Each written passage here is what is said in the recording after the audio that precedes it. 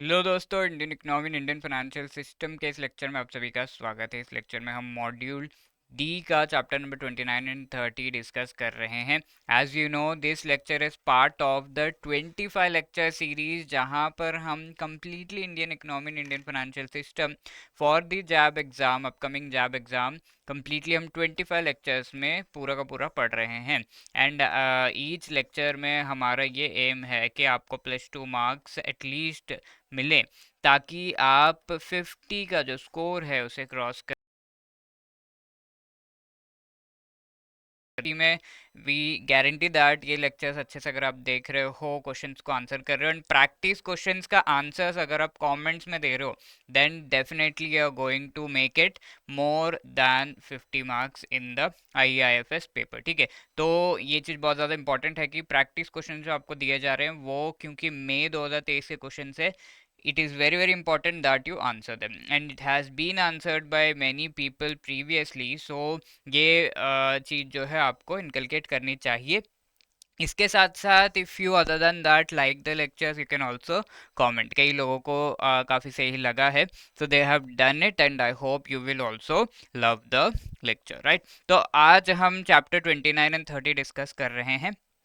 And as you no, पूरे के पूरे सीरीज के थ्रू हम कंप्लीट जो I and I F S है वो कवर कर रहे हैं। So these lectures become really important. Please to like, share, subscribe and let all of your friends who are attempting the exam know this. ठीक है, आज का लेक्चर सबसे इंपॉर्टेंट होने वाला है। सारे के सारे जो हमारे लेक्चर्स उनमें से सबसे इंपॉर्टेंट, बिकॉज यहाँ आप देख रहे हो द नंबर ऑफ क्वेश्चन जो एग्जाम में पूछे गए हैं वो काफ़ी हाई है। ठीक है, we are beginning to discuss module D, और इसमें जो पहला ही लेक्चर है उसमें आप देख रहे हो कि नंबर ऑफ क्वेश्चंस आर 8। ठीक है, बहुत ही हाई नंबर है। तो these two chapters are very very important. Now talking about chapter number 29, ये जो चैप्टर है फाइनेंशियल मार्केट्स का एक आपको इंट्रोडक्शन दे रहा है। So you have a fair idea कि फाइनेंशियल मार्केट एक्चुअली होते क्या हैं, because each and every segment को हम बहुत ही डिटेल में यहाँ पर डिस्कस करेंगे, and so this becomes really important.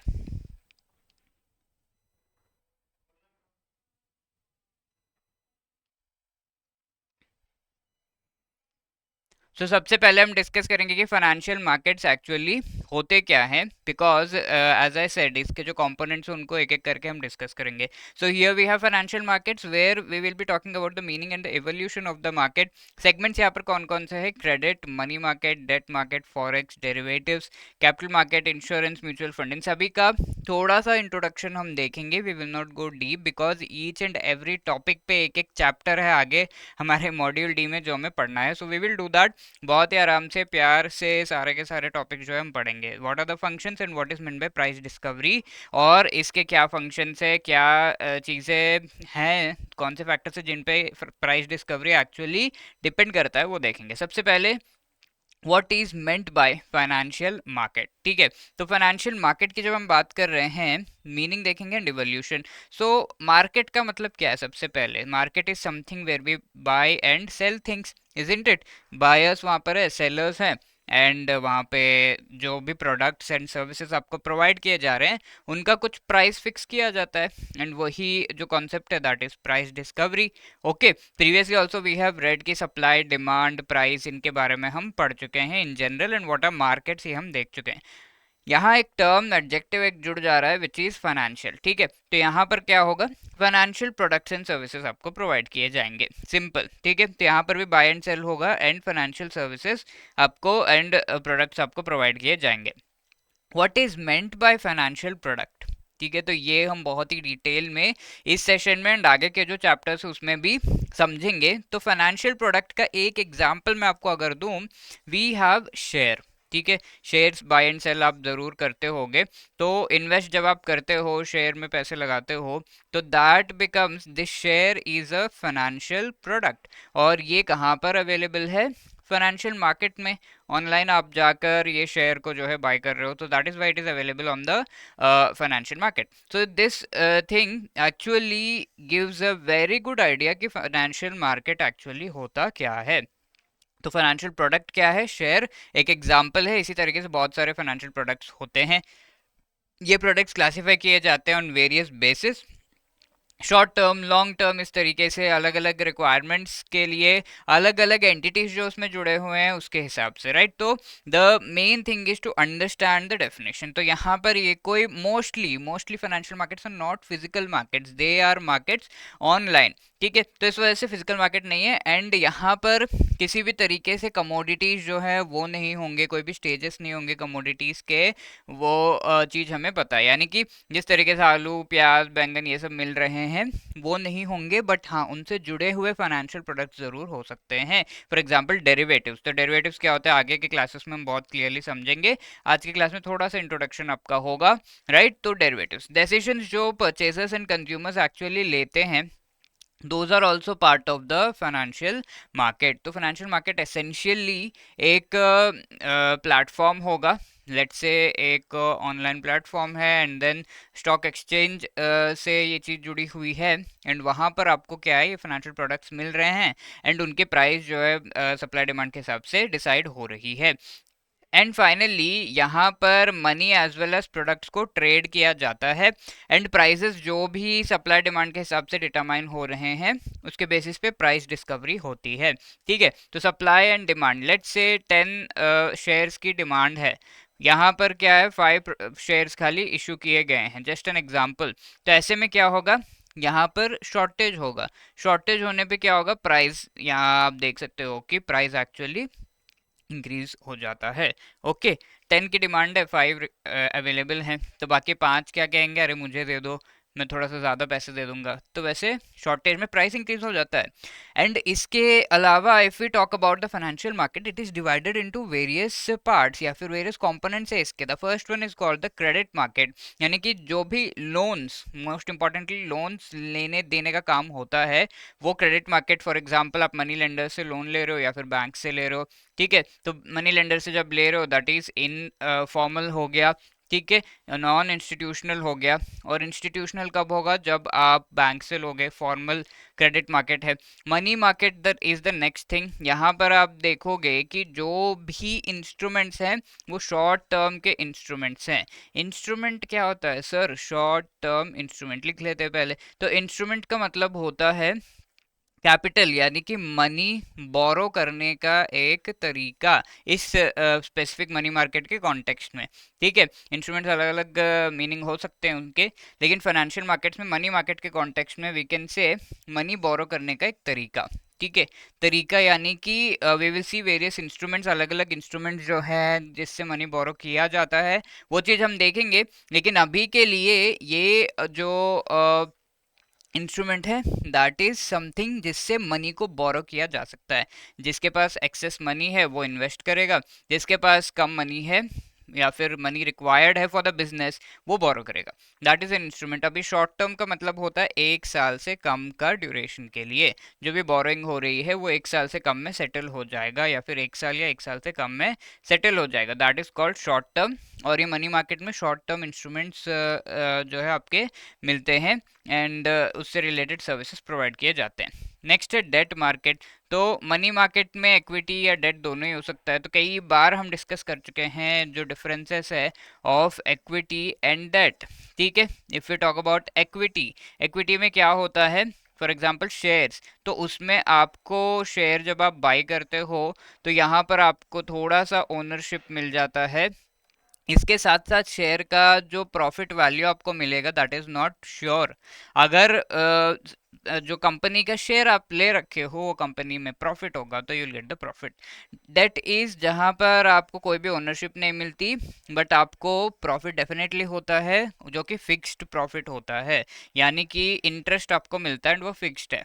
इसका कोई भी, अगर कंपनी डूब भी गई तब भी आपको आपका जो फिक्स्ड इंटरेस्ट है वो मिलेगा, ठीक है, दैट इज डेट। तो इस तरीके से डेट मार्केट है, जो इस तरीके के इंस्ट्रूमेंट्स होते हैं, मोस्टली बॉन्ड्स एंड डिबेंचर्स होते हैं, वो यहाँ पर इंक्लूडेड होंगे। फॉरेक्स मार्केट का हमें आइडिया है जहाँ पर मेनली रुपी और उसके सामने जो फॉरेन करेंसीज हैं उनके एक्सचेंज या फिर उनका buy and sell, foreign currencies buy and sell किया जाता है, एंड उसके बेसिस पर कमाने का काम किया जाता है। ठीक है, foreign exchange market, this is one thing. Individuals और इंस्टीट्यूशंस की बात अगर हम करें, इसके अलावा भी जो भी फॉरेन करेंसी से related transactions and various services trade वगैरह होता है, वो सब फॉरेन एक्सचेंज मार्केट का पार्ट बनता है। Next is the derivative market, जहां पर आपको डेरिवेटिव्स मिलेंगे। For example share is a derivative, क्योंकि शेयर का जो प्राइस है वो वेरी करता है with respect to the profit जो भी आपके कंपनी का है। इसके साथ साथ शेयर पर जो डिविडेंड मिल रहा है वो कंपनी के प्रॉफिट से लिंक्ड है। प्रॉफिट ज़्यादा होगा कंपनी को तो शेयर पे डिविडेंड मुझे ज़्यादा मिलेगा, है ना, ये तो पता है आपको। तो इस तरीके से शेयर की वैल्यू डिपेंड कर रही है किस पे, it is depending upon the company's profit, so it is deriving its value from the company's profit, that is why derivative. ठीक है, ऐसे बहुत सारे डेरिवेटिव है, will talk about that. Capital market, अब ये मनी मार्केट से रिलेटेड है। मनी मार्केट क्या है? लेस देन और equal to 1 year. Capital market is greater than 1 year, 1 साल, 2 साल, 1.5 साल, 2 साल, 3 साल, इस तरीके से, that is capital market. Insurance market is, insurance यहाँ पर है। म्यूचुअल फंड मार्केट, जहाँ पर आपको म्यूचुअल फंड्स यहाँ पर देखने को मिलेंगे। तो व्हाट आर म्यूचुअल फंड्स? जो ऐसे एंटिटीज होते हैं या फिर ऐसे इंस्ट्रूमेंट्स है जो कि मल्टीपल चीज़ों में इन्वेस्ट करके आपको फायदा दिलाने का काम करते हैं, आपके एक पोर्टफोलियो बनाते हैं।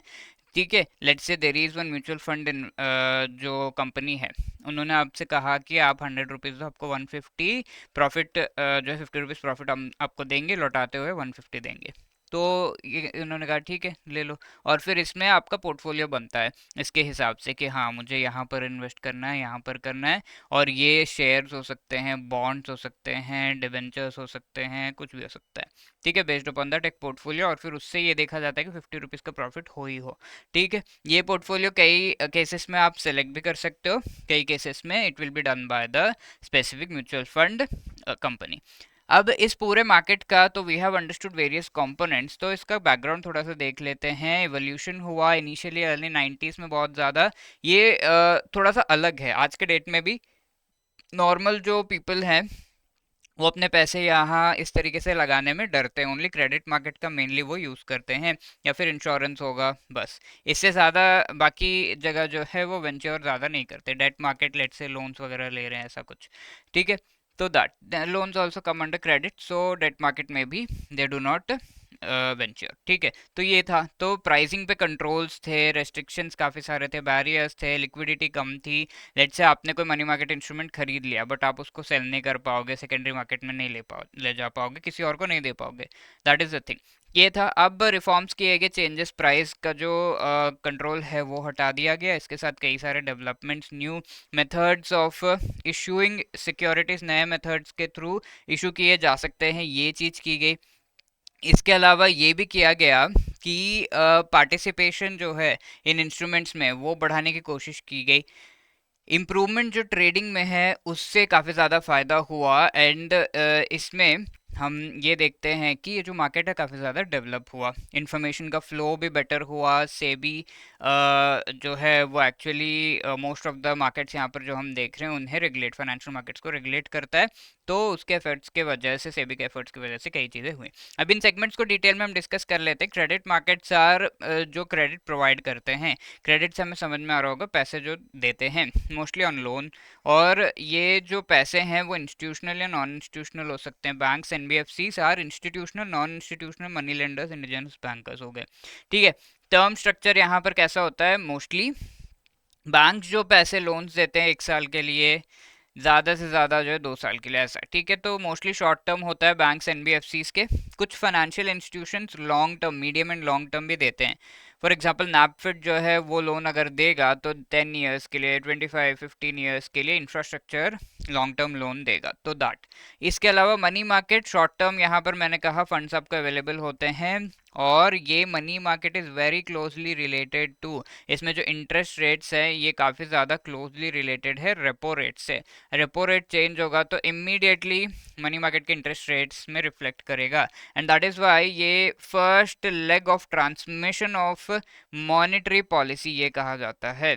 ठीक है। मॉनेटरी पॉलिसी क्या है, रेपो रेट को वेरी करने का आरबीआई का पॉलिसी है। तो जब रेपो रेट चेंज होता है तो ये ट्रांसमिट होना चाहिए। चेंज होते ही हमारे फाइनेंशियल मार्केट में कैसे दिखता है, मनी मार्केट में इंटरेस्ट रेट्स चेंज होते हैं। अब इसमें चेंज होंगे तो धीरे धीरे बाकी सब में चेंज होने लगते हैं। ठीक है, इसमें क्या क्या अवेलेबल है, कौन कौन से instruments, call money, certificate call, notice and term money आज के क्लास में हम डिस्कस कर लेंगे, मनी मार्केट जब डिस्कस कर रहे होंगे। Certificate of deposit, treasury bills, बहुत ही इंटरेस्टिंग एंड बढ़िया ये सारे कॉन्सेप्ट्स हैं, जहाँ पर जो नाम है इन इंस्ट्रूमेंट्स का उससे आपको इसका जो स्पेसिफिक रिक्वायरमेंट एंड पर्पस वो समझ में आ जाएगा। ठीक है, फटाफट से हम ये देख लेते हैं and then we will discuss money market. Bankers acceptance, commercial bills क्या है, कमर्शियल पेपर क्या होता है, inter corporate funds and deposits के बारे में हम पढ़ेंगे। The main aim is to provide liquidity here. ठीक है, अब डेट मार्केट्स की जब हम बात करें तो mainly government securities and corporate bonds. Debt यानी कि लॉन्ग टर्म जो लोन्स हैं, लॉन्ग टर्म बोरोइंग की जाती है by the debt market mainly.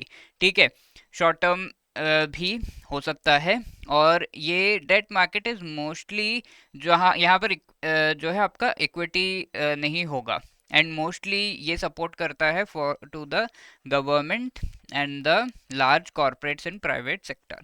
ठीक है, तो डेट मार्केट में इस वजह से what we will find, government securities होंगे एंड कॉर्पोरेट बॉन्ड्स यहाँ पर होते हैं, राइट। तो those are debt market.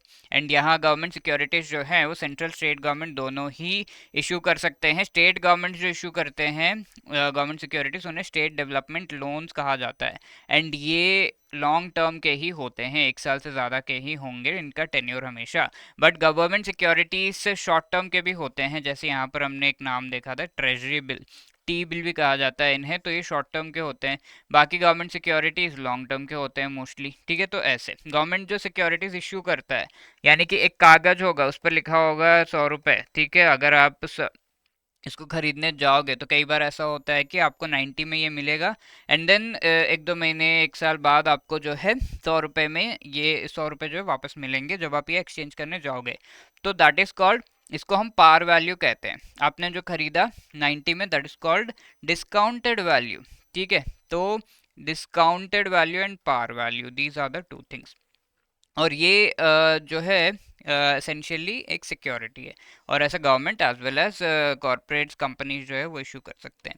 Moving on, foreign exchange market में मेन पार्टिसिपेंट्स ऑथराइज्ड डीलर्स हैं। तो फॉरेन एक्सचेंज में जो हमारा आरबीआई एंड फीमा एक्ट के रेगुलेशन जो प्रोविजंस, उनके हिसाब से आरबीआई कैन डेजिग्नेट कर सकता है सर्टेन एंटिटीज़ को कि वो ऑथराइज्ड डीलर्स बने। तो ऑथराइज्ड डीलर्स उनके पास आरबीआई के द्वारा एम्पावर किए जाते हैं कि ये foreign exchange related transactions carry out कर पाएँ। इसके साथ साथ यहाँ पर कस्टमर्स, आरबीआई, ये सब भी होते हैं। कई लोग फॉरेन करेंसी में भी इन्वेस्ट करते हैं। तो 1978 से पहले क्या हाल था, फॉरेक्स मार्केट का ट्रांजैक्शंस यहाँ पर अलाउ किए जाते थे।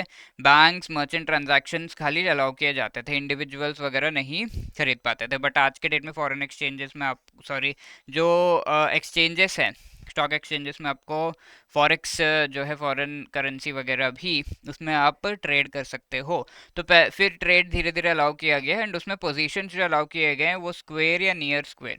स्क्वायर पोजीशन क्या होता है कि आपके पास जो है बैलेंस, अगर फॉरेक्स का कोई भी इंस्ट्रूमेंट आप ले रखे हो ओवर द स्टॉक एक्सचेंज, तो आपके पास बैलेंस जो अवेलेबल है वो ज़ीरो है।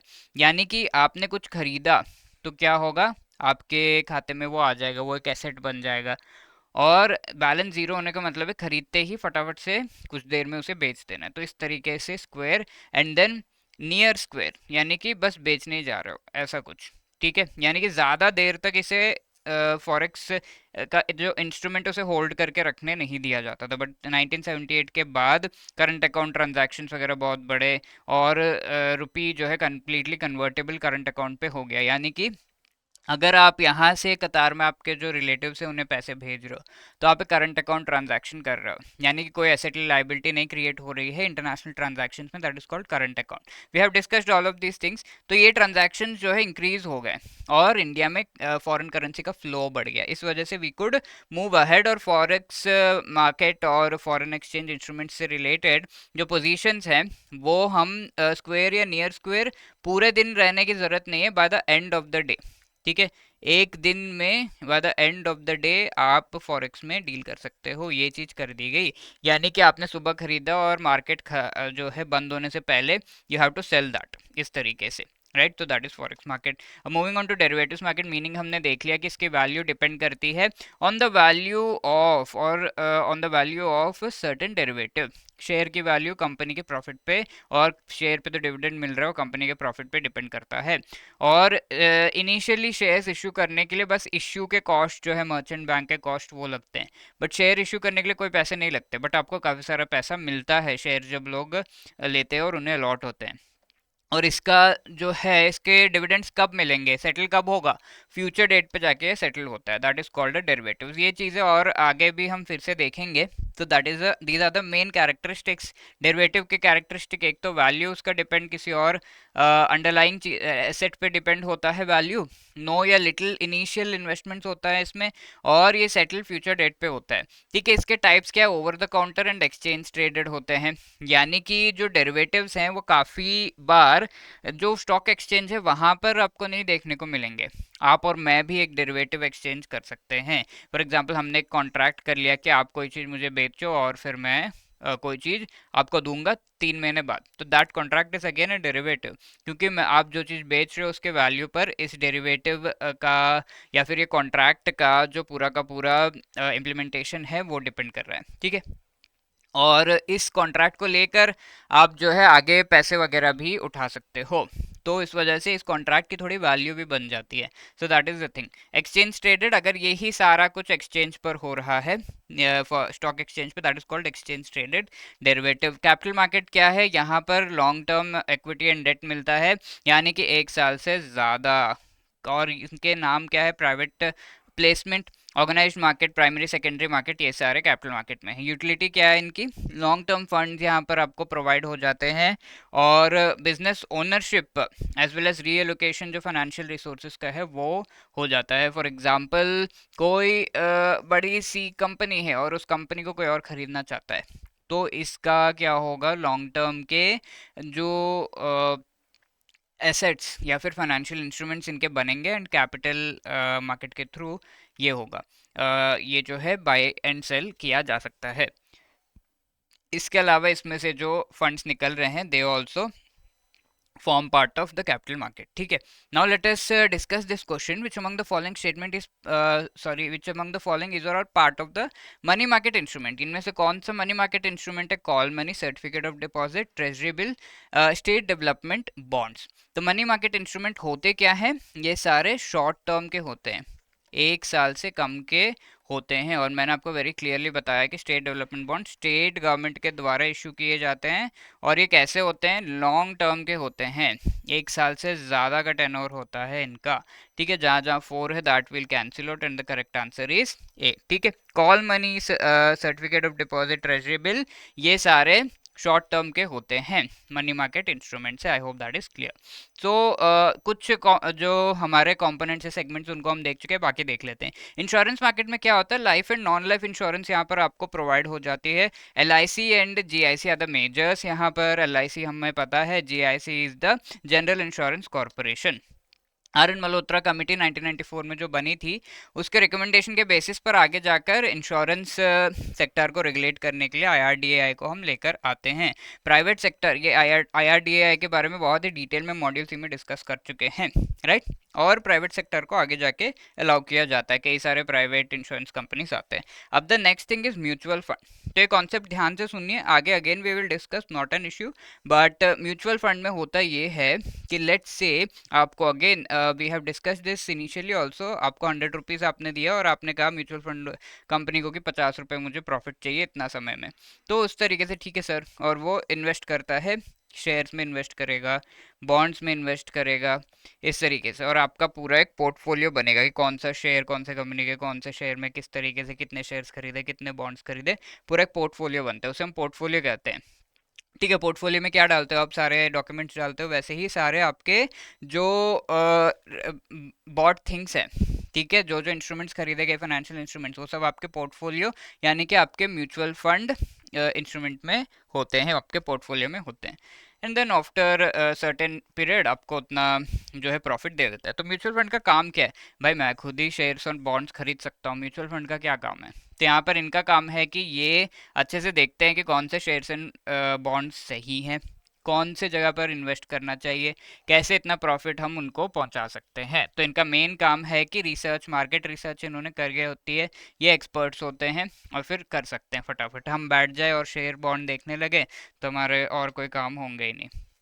ठीक है, तो पूलिंग होती है यहाँ पर यूनिट्स की, और ये सारे इन्वेस्टर्स के ऑब्जेक्टिव के हिसाब से इन्वेस्टमेंट होती है। एंटिटीज यहाँ पर कौन कौन से हैं, रेगुलेट कौन करता है इस पूरे म्यूचुअल फंड मार्केट को? तो सबसे पहले जो सेबी है, securities and exchanges board of India, इसके बारे में हम बहुत डिटेल में पढ़ चुके हैं। The government body which takes care, which regulates mutual fund, और एक सेल्फ रेगुलेटिंग बॉडी है जिसे हम association of mutual funds of India कहते हैं। तो ये इंडस्ट्री बॉडी यानी कि सारे म्यूचुअल फंड एंटिटीज कंपनीज ने मिलकर बनाई है body. Issues, what is the requirement of mutual fund actually? तो इन्वेस्टर, मैं एक एज एन इंडिविजुअल, मुझे बहुत ज़्यादा आइडिया नहीं है, ट्रेडिंग का आइडिया नहीं है।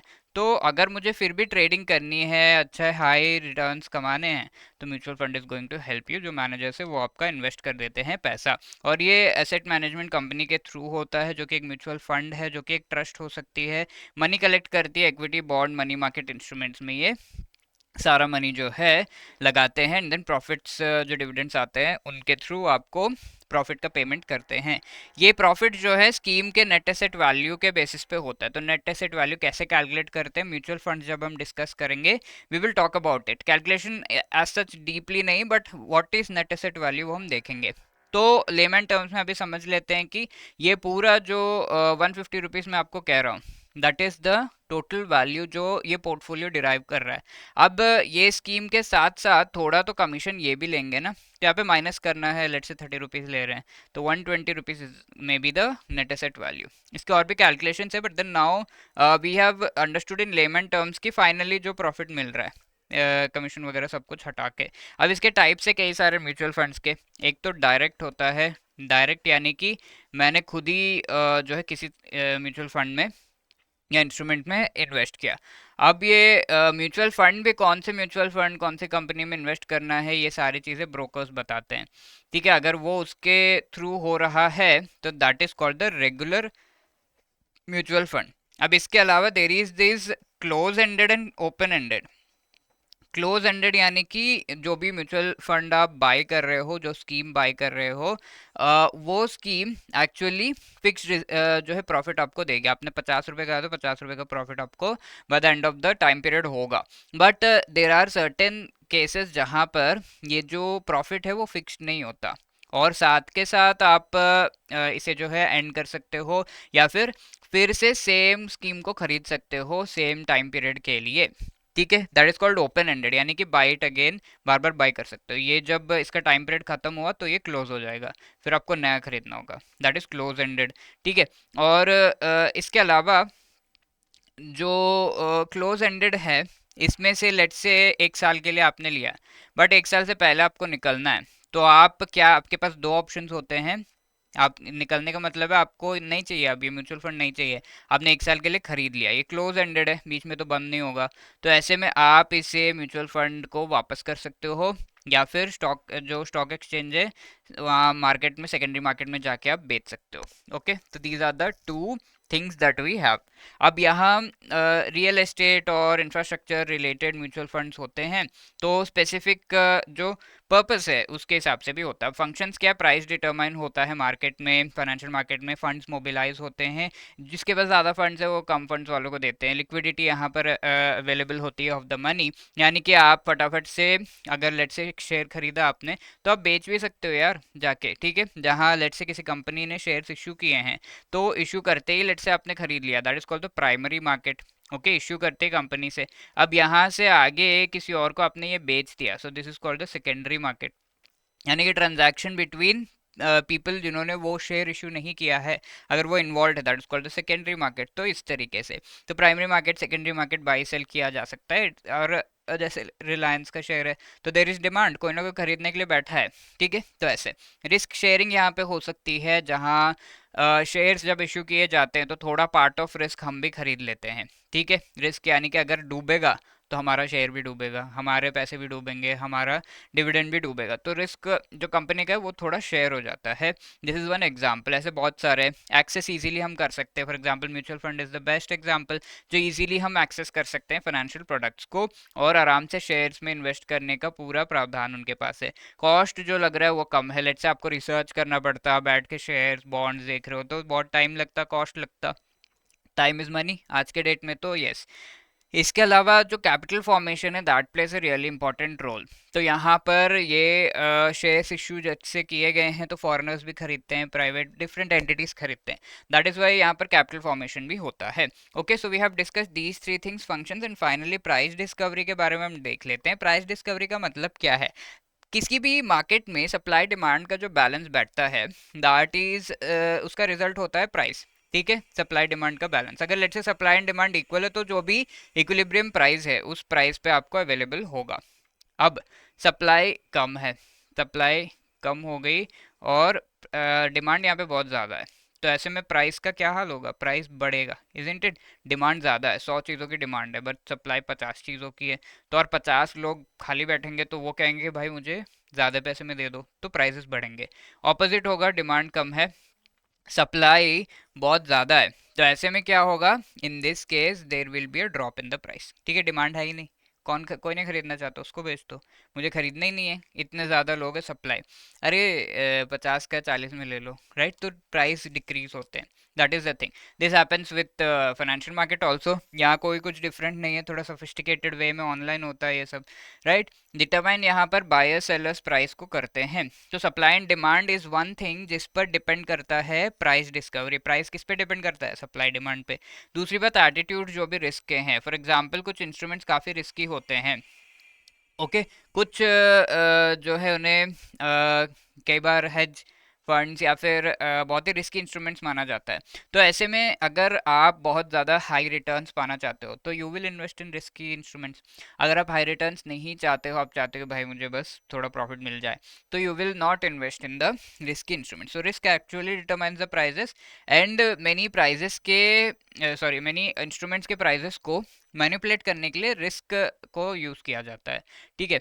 वोलेटिलिटी यहाँ पर है पूरे मार्केट की, तो that also determines the prices. For example किसी भी एसेट का जो प्राइस है, लेट्स से उसका सप्लाई या डिमांड वोलेटाइल है, ऐसे में उसके प्राइसेस चेंज होंगे और उससे रिलेटेड सेंटिमेंट्स चेंज हो रहे हैं। फॉर एग्जांपल पेटीएम हो गया, इसका जो आईपीओ आया था उससे रिलेटेड कई सारे हुए, उसके प्राइसेस ऊपर नीचे। कई और भी शेयर्स हैं जिनके प्राइसेस ऊपर नीचे होते हैं बिकॉज ऑफ द सेंटिमेंट्स, ठीक है। कोविड के समय सभी बेरिश जो है थॉट्स थे, पेसिमिस्टिक थॉट्स थे सभी के, तो प्राइजेस डिप हुए, तो दैट इज अ थिंग। तो दैट वोलेटिलिटी आल्सो प्राइस जो है चेंज करती है। लेट्स से वॉर हुआ, वॉर के समय अगेन फॉरेन कंडीशंस की वजह से इंडियन मार्केट में भी असर हुआ, फाइनेंशियल मार्केट में भी, एंड उसके प्राइसेस ऊपर नीचे हुए। तो ये पूरा वोलेटिलिटी का बहुत सारे फैक्टर्स से कैसे प्राइसेस इन्फ्लुएंस हो रहे हैं, एंड वोलेटाइल, वोलेटाइल यानी कि बहुत ज़्यादा ऊपर नीचे होना, तो that is something that affects the prices. और जो भी इंफॉर्मेशन अवेलेबल है, फॉर एग्जांपल आगे जाके बजट आने वाला है, तो सारे इन्वेस्टर्स क्या करेंगे? पैसे अपने छिपा के रखेंगे, स्पेकुलेशन, यानी कि आगे बजट आएगा, इनका प्राइस ऐसे बढ़ेगा, या फिर खरीद के रखेंगे कि प्राइस जब बढ़ेगा तो बेच दिया जाए, तो ऐसे ये चीज़ें करते हैं। तो इन्फॉर्मेशन के बेसिस पर भी आपका जो प्राइस है वो वेरी करता है। फॉर एग्जांपल आरबीआई कोई नई जो है गवर्नमेंट सिक्योरिटी रिलीज करने वाली है इनटू द मार्केट, ठीक है, तो उसका वेट करेंगे, और उसके बेसिस पे हमारा जो बॉन्ड एंड हमारा जो शेयर मार्केट है वो भी वेरी करता है, उसके प्राइसेस वेरी करते हैं, तो we wait for such events and incidents, ठीक है। So these are the things, these influence the buying and selling. इसके अलावा there is one more thing that is called the market mechanism. तो अलग अलग स्टॉक एक्सचेंजेस के अलग अलग मैकेनिज्म है, अलग अलग प्रोडक्ट्स के अलग अलग मैकेनिज्म है। ठीक है, मैकेनिज्म यानी कि अलग अलग तरीकों से इसे बाय एंड सेल वगैरह किया जाता है। ठीक है, तो इन मैकेनिज्म्स पर भी डिपेंड करता है। पहले क्या होता था, ये सारे शेयर्स वगैरह ऑनलाइन तो था नहीं, तो उस समय कुछ और तरीका था, उस समय प्राइसेस अलग थे। अब जैसे जैसे टेक्नोलॉजी बढ़ता जा रहा है, ज़्यादा से ज़्यादा लोग इन्वॉल्व हो रहे हैं, मैकेनिज्म चेंज हो रहा है, that is why prices are also changing, so that is the thing. Okay, अब फाइनली जो डिमांड एंड सप्लाई है यहाँ पर, अगर let's say the demand is changing and then supply इस तरीके से, इनका जो इक्विलिब्रियम होगा that will be the price of most of the financial instruments. ठीक है, तो फाइनेंशियल इंस्ट्रूमेंट्स का प्राइस कहाँ पर, डिमांड सप्लाई के इंटरसेक्शन पे लाई करता है, और इस प्राइस को हम जो भी यहाँ पर लेट्स से 6.2 समथिंग, तो ये इक्विलिब्रियम प्राइस का कहलाता है। Equilibrium is where demand is equal to supply. ठीक है, ऐसा जब होता है that is called equilibrium. Okay, I hope all of these things are really clear. Now let us answer this question. Price discovery in the financial market is affected by which among the following? Supply demand, yes. Attitudes to risk, हाँ जी. Volatility, yes. Available information, yes. Market mechanism, yes. सभी से influence होता है price discovery. That is why D 1, 2, 3, 4 and 5 is the right answer here. Okay, that was chapter 29. Now moving to chapter 30. Money markets, ये discuss करते हैं फटाफट से। तो as we know money markets में होता क्या है, there is we have seen कि फाइनेंशियल मार्केट का एक हिस्सा है, ये एक कंपोनेंट है। और मनी मार्केट में essentially we have such instruments जो कि शॉर्ट टर्म होते हैं। शॉर्ट टर्म, इस टर्म को आपको समझना होगा। Short term is something where in the maturity period जो है वो 1 साल से कम के या इक्वल है, that is called short term. ठीक है, सिंपल मनी मार्केट की अगर हम बात करें तो 1 साल से कम के मेच्योरिटी पीरियड के होते हैं। फॉर एग्जांपल एक शेयर इशू किया गया है और ये 10 डेज का है, 10 डेज में मेच्योर हो जाएगा और फिर आपको डिविडेंड मिलेंगे। शेयर इशू किया गया है 1 ईयर का, या फिर कोई बॉन्ड इशू किया गया है ये 1 ईयर का है या फिर 6 मंथ्स का है, तो ये जो बॉन्ड्स हैं या फिर गवर्नमेंट सिक्योरिटी है that is short term in nature. ठीक है, 6 मंथ्स में आपको प्रॉफिट भी मिल जाएगा, आपके पैसे जो है वो भी मिल जाएंगे, दैट इज द थिंग। तो इसको और क्लियरली समझते हैं, what is the meaning money market. Essentially इसे मनी मार्केट इसीलिए कहा जाता है क्योंकि यहाँ पर जो इंस्ट्रूमेंट्स है वो हमने कहा शॉर्ट टर्म के हैं, यानी कि ये क्लोज सब्सटीट्यूट से मनी के। मनी को अगर आप यूज़ करना चाहते हो तो फटाक से यूज़ कर सकते हो। वैसे ही इन इंस्ट्रूमेंट्स में जब आप इन्वेस्ट करोगे शॉर्ट टर्म, फटाफट से आपको इसका जो है प्रॉफिट मिल जाएगा एंड फिर उस मनी को आप इजीली यूज़ कर सकते हो, प्रॉफिट को भी इजीली यूज़ कर सकते हो। तो वेरी क्लोज टू मनी होता है ये, इस वजह से ये इंस्ट्रूमेंट्स सारे जो डील किए जाते हैं they are in the money market, that is why इन्हें मनी मार्केट कहा जाता है। Mainly definition is related to tenure. ठीक है, टेन्योर क्या, मेन थिंग क्या है, शॉर्ट टर्म फंड्स, ये आप याद रखो, मनी मार्केट याद रहेगा। शॉर्ट टर्म का मतलब क्या है, ओवरनाइट टू 1 ईयर। ओवरनाइट का मतलब क्या होता है, ओवरनाइट इज 1 डे। ठीक है, ओवरनाइट होता है, नाइट के पार क्या है, डे। ठीक है, मॉनेटरी पॉलिसी को एज आई सेड ट्रांसमिट करने के लिए money market is the first leg of transmission, ये आपको याद रखना है, पूछा जा सकता है। First leg of transmission of monetary policy क्या होता है, दैट इज मनी मार्केट। ठीक है, money market, not capital market, not forex market, money market के through first leg of transmission होता है। I hope that is clear. तो first leg of transmission का मतलब क्या है सर, जो भी ये मनी मार्केट में इंस्ट्रूमेंट्स है वो सारे वेरी क्लोजली रिलेटेड हैं टू रेपो रेट। तो जब भी रेपो रेट, मॉनेटरी पॉलिसी करता क्या है, मेनली रेपो रेट को वेरी करने का एक प्रोसीजर है। तो रेपो रेट जब भी वेरी होता है फटाफट से मनी मार्केट के इंस्ट्रूमेंट्स के इंटरेस्ट रेट्स भी वेरी होने लगते हैं, तो इमीडिएटली मॉनेटरी पॉलिसी जो है वो ट्रांसमिट हो जाता है।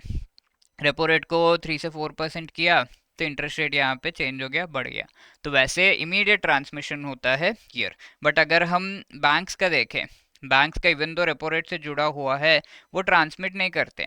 फॉर एग्जांपल बैंक का एक इंटरेस्ट रेट 9% है, कैसे हुआ भाई 9%, रेपो रेट 3% था, इसमें बैंक ने 6% जोड़ दिया और ये 9% हो गया।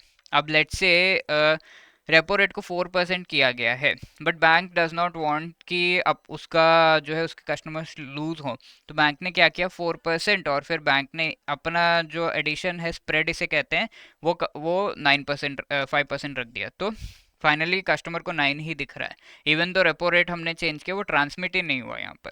तो ये करते हैं कई बार, बट मनी मार्केट में ये नहीं होता, इमीडिएट ट्रांसमिट होता है, क्योंकि इंस्ट्रूमेंट्स ही छोटे पीरियड के हैं, तो कहाँ ही हम बैठ के जो है मैनिपुलेट करेंगे। क्लोज सब्स्टिट्यूट तो मनी होते हैं इस वजह से। What are the functions of these short term demand and supply जो फंड्स की है वो उसको इक्विलिब्रिएट करने के लिए, उसको जो है इक्वलाइज करने के लिए यूज़ किया जाता है। बोरोइंग एंड इन्वेस्टमेंट वगैरह जो है मनी मार्केट्स में काफ़ी ज़्यादा होती है, फटाफट से आपको फंड्स चाहिए और फटाफट से आप रीपे करने वाले हो, तो money market is the best thing for you. Central bank intervention यहाँ पर होती है, that is a very important thing कि सेंट्रल बैंक आरबीआई का इंटरवेंशन मनी मार्केट में होता है।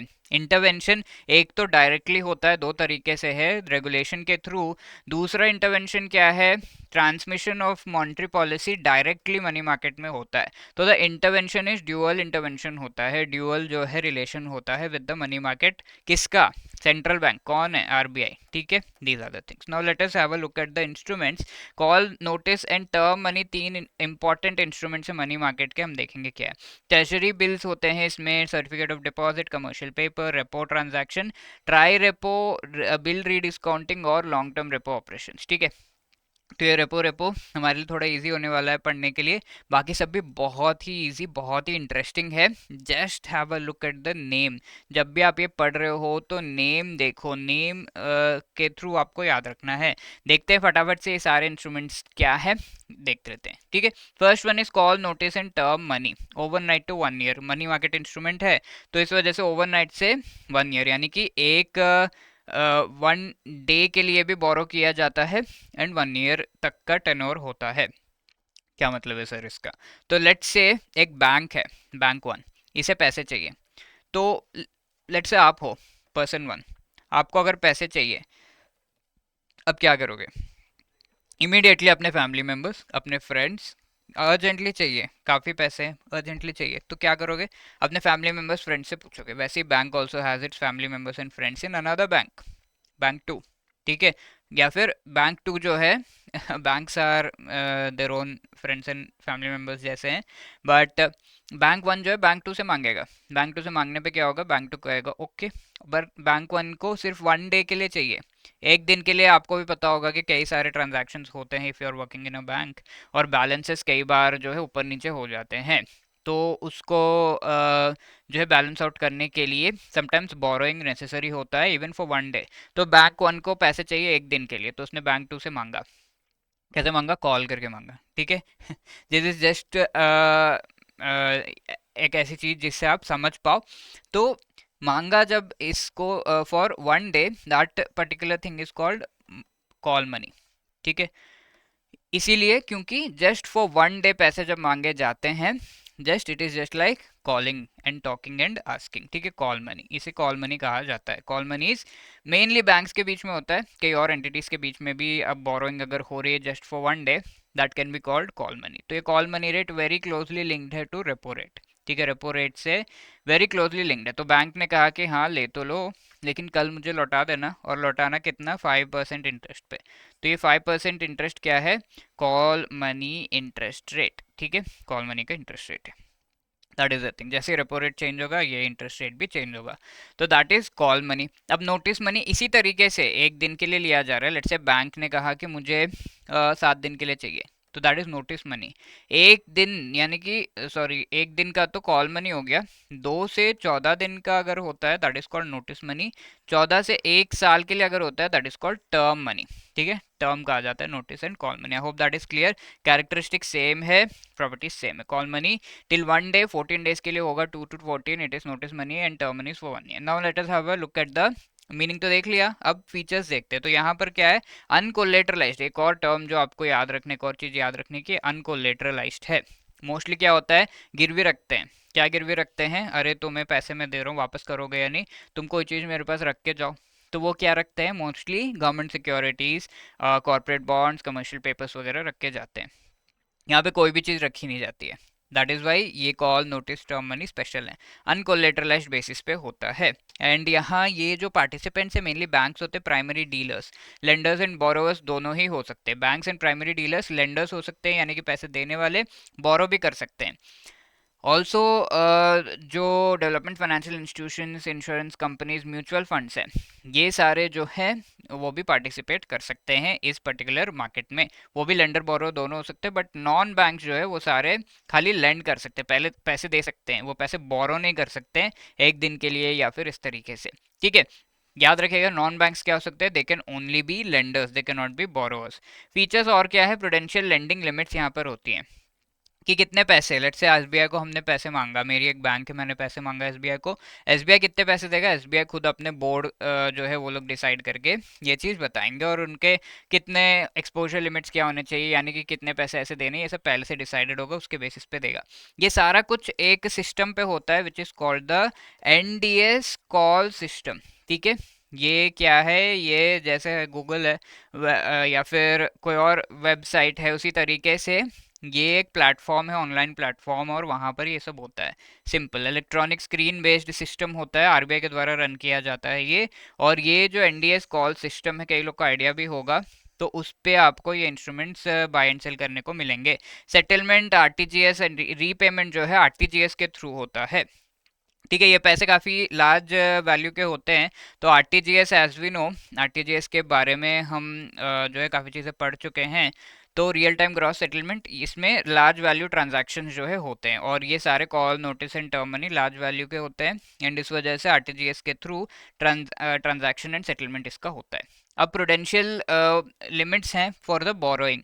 लेट से मेरी बैंक है, तो मैं कितने पैसे बोरो कर सकता हूँ एक बार में, उसकी एक लिमिट है। तो scheduled commercial bank, small finance banks के साथ अगर हम उनको देखें, तो कॉल एंड नोटिस मनी जो भी वो अ, पिछले 14 डेज, लेट से आज है, आज से पिछले 14 डेज में मैंने हर दिन थोड़ा थोड़ा पैसा जो है बोरो किया फॉर वन डे, तो इसका पूरा का अगर मैं एवरेज निकाल दूं और फिर देखूं कितना बोरो हो रहा है, उसका 100%, लेट से 100 रुपीज़ आ रहा है एवरेज, इसका 100% यानी कि आज मैं 100 रुपीज़ बोरो कर सकता हूँ, 100% उसका जो है बोरो किया जा सकता है। इसी तरीके से किसी एक पर्टिकुलर डे पे आपने कितना बोरो किया, उसको अगर आप देख रहे हो, उसका 125% आप ले सकते हो। ठीक है, तो ये दो तरीके हैं। एंड टर्म मनी जो बोरो करने का है, टर्म मनी इंटरनल बोर्ड वगैरह डिसाइड करेंगे, और उसके हिसाब से आप बोरो कर सकते हो। पेमेंट रीजनल रूरल बैंक्स के लिए सेम थिंग, 100%, 125%, लेकिन कोऑपरेटिव बैंक जो बैंक्स है उनके लिए ये जो है कैपिटल फंड्स बोरोइंग का नहीं है, बोरोइंग से रिलेटेड नहीं है, बट इनके पास जो भी डिपॉजिट्स आ रहे हैं, क्योंकि बोरोइंग बहुत ज़्यादा शायद ना हो कोऑपरेटिव बैंक्स का, लेकिन उनके पास जो डिपॉजिट्स आते हैं उसका एक परसेंटेज होता है, 2% होता है ऑफ द डिपॉजिट, जो भी प्रीवियस जो फाइनेंशियल ईयर है उसके एंड तक जितने थे, फाइनेंशियल ईयर एंड हुआ और उस समय पर कितने आपके पास, मार्च 31 पे कितने आपके पास जो है डिपॉजिट का मनी था, लेट से 100 रुपीज़ था, तो उसका 2% आप ले सकते हो, यानी कि 2 रुपीज़ ले सकते हो इस पर्टिकुलर इंस्ट्रूमेंट से।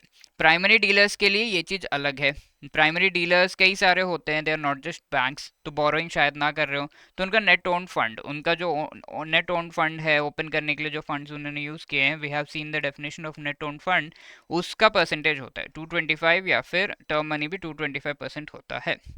ठीक है, so these are the things. Now let us discuss this question, which among the following are the functions of money market? Provides an equilibrating mechanism for supply and demand of short-term funds, absolutely. Enables borrowers, lenders of short-term funds to fulfill their borrowing and investment requirements at an efficient market clearing price, absolutely. Avenue central bank के लिए provide करता है intervention के लिए quantum and cost of liquidity in the financial system. Yes, intervene कर सकता है central bank. So all the three are correct. So D, 1, 2 and 3 is the right answer. Moving on, और भी instruments देख लेते हैं. Treasury bill. तो आगे बढ़ने से पहले इसका नाम देखिए क्या है, सॉरी, तो ये ट्रेजरी बिल है। ट्रेजरी मेनली जो खजांची, और ये गवर्नमेंट से रिलेटेड होता है, तो दैट इज़ वाई ये गवर्नमेंट का क्या है, शॉर्ट टर्म फंड बोरो करने का, शॉर्ट टर्म फंड्स बोरो करने का एक मेथड है। ठीक है, इट्स लाइक अ बॉन्ड पर शॉर्ट टर्म के लिए, इसका नाम क्या है, बिल। ठीक है। बिल यानी कि एक कागज पे लिख देना कि हाँ आपको, आप जो है अगर मुझे 90 रुपीज़ दोगे तो आपको 100 रुपीज़ मिलेंगे 90 डेज के बाद। 90 डेज के क्या है, शॉर्ट टर्म है, 1 साल से कम का समय है।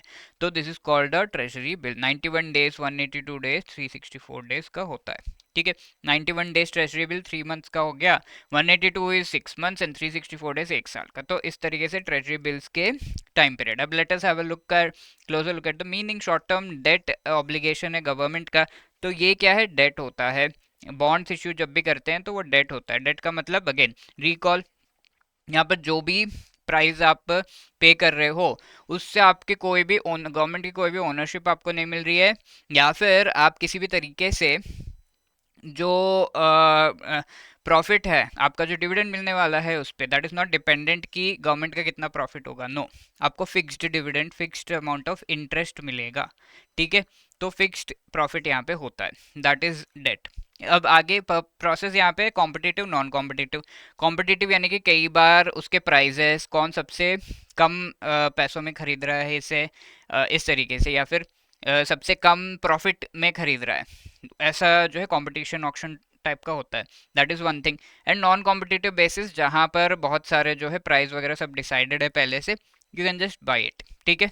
मार्केट में जैसे आप जाते हो और फिर खरीद रहे हो वो चीज़। और कॉम्पिटिटिव हो गया कि एक बोल रहा है कि 40 में दूंगा, दूसरा कह रहा है कि 35 में दे दूंगा, ले लो। तो दैट इज कॉम्पिटिटिव। तो इस तरीके से पार्टिसिपेंट्स यहाँ पे कौन कौन है, state government, firms, companies, corporate bodies, institutions, trust, retail investor वगैरह ट्रेजरी बिल में पार्टिसिपेट वो खरीद सकते हैं। ठीक है। एनआरआईज, ओसीआई, एफपीआई ये भी पार्टिसिपेट कर सकते हैं। एनआरआईज नॉन रेजिडेंट इंडियंस होते हैं। ओसीआई और ओसीआई जो है इंडियन एक्चुअली रेसिडेंट नहीं होते हैं, और ये जो है फॉरेन कंट्रीज में होते हैं, बट इनका ओरिजिन इंडिया से होता है। ठीक है। एफपीआईज कौन है, फॉरेन पोर्टफोलियो इन्वेस्टर्स या इंस्टीट्यूशनल इन्वेस्टर्स। ठीक है। तो ये तीनों फॉरेन कंट्रीज से इन्वेस्ट कर रहे हैं, या तो इंडिया से रिलेटेड हैं, ओरिजिन इंडिया में है, या फिर नहीं है। ये तीनों अगर इन्वेस्ट कर रहे हैं तो फीमा एक एक्ट है, फॉरेन एक्सचेंज मैनेजमेंट एक्ट, इसमें जो चीज़ें दी हुई हैं उसके हिसाब से वो इन्वेस्ट कर सकते हैं। फीचर्स और क्या है, सेटलमेंट T+1 बेसिस पे होता है, यानी कि आज आपने खरीदा, ट्रेडिंग डे T, कल आपका सेटलमेंट हो जाएगा। सेटलमेंट का मतलब क्या है, आपके डीमैट अकाउंट में ट्रेजरी बिल आ जाएगा, आपके पैसे जो है उनके पास चले जाएंगे। That is the thing. Minimum amount treasury bill का क्या होता है यहाँ पर, 10,000 रुपीज़, मिनिमम 10,000 रुपीज़ का एक जो है ट्रेजरी बिल आता है, या फिर उसके मल्टीपल्स होंगे, 20,000, 30,000, 40,000 ऐसे। कॉम्पिटेटिव, नॉन कॉम्पिटेटिव बेसिस हम देख चुके हैं। और ये कोटेड डिस्काउंट प्राइस होता है, जैसे 100 लिखा है तो आपको 90, 80, 70 पे मिलेगा। बट जब आप ये एक्सचेंज करोगे, लेकर जाओगे एट द एंड, तो आपको 100 रुपीज़ मिलेंगे। Return on investment, difference between, ये कौन सा प्राइस है, याद आ रहा है आपको, this is called the par value, और ये कौन सा प्राइस है, this is called the discounted value. ठीक है। डिस्काउंटेड वैल्यू या फिर डिस्काउंट वैल्यू। तो इन दोनों का जो डिफरेंस है 30 rupees, that is the profit that you get. I hope that is clear. अब हम ये कॉम्पिटिटिव, नॉन कॉम्पिटिटिव जो बेसिस पे बिडिंग होती है, जो ऑक्शन टाइप का होता है, वो देखते हैं। पार्टिसिपेंट्स नॉन कॉम्पिटिटिव बिडिंग, यानी कि यहाँ पे कॉम्पिटिशन नहीं है, चीज़ें अवेलेबल है and you can go and buy. ठीक है। इस तरीके से ट्रेजरी बिल्स अवेलेबल। कौन कौन पार्टिसिपेट कर सकता है, स्टेट गवर्नमेंट, यूनियन टेरिटरी के जो गवर्नमेंट है, एलिजिबल प्रोविडेंट फंड हो गया, central banks, Nepal, Bhutan, Russia के, ये पार्टिसिपेट कर सकते हैं। और इंडिविजुअल 5% तक बाई कर सकते हैं रिटेल डायरेक्ट पोर्टल पे। तो ये जो ट्रेजरी बिल्स है गवर्नमेंट सिक्योरिटी है। गवर्नमेंट सिक्योरिटी में पहले इंडिविजुअल्स पार्टिसिपेट नहीं कर सकते थे, इंडिविजुअल आप और में नहीं खरीद सकते थे, बट आज के डेट में खरीद सकते हैं। और नॉन कॉम्पिटिटिव बिडिंग जब होता है तो ऐसे में 5%, 100 अगर ट्रेजरी बिल्स इशू किए हैं तो उसमें से 5 ट्रेजरी बिल्स खरीदा जा सकता है by the individuals. That is the thing. और इसका जो भी अमाउंट है, कितना अमाउंट का हम एक बार में ट्रेजरी बिल रिलीज करेंगे, तो आरबीआई गवर्नमेंट मिलके इसे डिसाइड करती है। कॉम्पिटिटिव बिडिंग में अगेन ऑक्शन टाइप का होता है, कौन सबसे ज़्यादा प्राइस दे रहा है, कौन कम दे रहा है, उसके हिसाब से एक प्राइस फिक्स होता है। एंड जो भी ज़्यादा दे रहा है, कम दे रहा है, उसके हिसाब से उन्हें जो है अलॉट होते हैं ट्रेजरी बिल्स। तो कोई लिमिट इसमें अमाउंट की नहीं है, अमाउंट की लिमिट नहीं है। State government, union territory, provident fund वगैरह सारे सेम जो पार्टिसिपेंट्स है वो पार्टिसिपेट कर सकते हो। और यहाँ पर इंडिविजुअल्स के लिए भी कोई लिमिट नहीं है। कॉम्पिटेटिव बिडिंग में इंडिविजुअल्स जो है 5% से ज़्यादा भी खरीद सकते हैं। For example 5 treasury bill 5 individuals ने खरीद लिए तो उसके बाद बंद हो जाएगा इंडिविजुअल्स के लिए, आप और में नहीं खरीद पाएंगे। पर यहाँ पे ऐसा नहीं है। सबमिट ये सारे जो फॉर्म्स हैं, यानी कि ये खरीदने का पूरा प्रोसेस वो ई बैंकिंग सॉल्यूशन है of reserve bank of India, वहां पर किया जा सकता है। ठीक है, सिस्टम फेलियर होने पे फिजिकली भी होता है। अब नेक्स्ट है सर्टिफिकेट ऑफ डिपॉजिट, बहुत ही बढ़िया कॉन्सेप्ट है ये। यहाँ लेट से आपने पैसे अपने बैंक में रखे हैं, आपको इंटरेस्ट 1% मिल रहा है, बट आप चाहते हैं कि मुझे ज़्यादा इंटरेस्ट चाहिए, तो बैंक कहेगा ठीक है, आप कुछ समय के लिए अपने पैसे जो है हमें दे दो और भूल जाओ उसे। That is called certificate of deposit. तो बैंक क्या करता है, आपके जो पैसे हैं वो सर्टिफिकेट ऑफ डिपॉजिट के रूप में रख लेता है, यानी कि आपको कुछ स्पेसिफिक टेन्योर देता है, 1 साल के अंदर लेट से 6 महीने के लिए ये सर्टिफिकेट ऑफ डिपॉजिट आपको दिया जा रहा है, तो आपको एक सर्टिफिकेट टाइप का दिया जाएगा। इसे सीडी भी कहा जाता है। तो ये सीडी जो है वो आपको दी जाएगी और फिर कहा जाएगा कि ये पैसे आप इतने समय के लिए भूल जाओ। अगर आप बीच में निकालते हो तो यू विल हैव टू पे द या फिर आपका जो इंटरेस्ट है वो लॉस होगा, जस्ट लाइक एन एफडी। ठीक है, बट ये शॉर्ट टर्म के लिए होता है। ठीक है, तो दैट इज द थिंग। तो even FD can be in that way, पर यहाँ पर आपको जो है इंटरेस्ट रेट्स वेरी करते हैं। तो that is one more thing.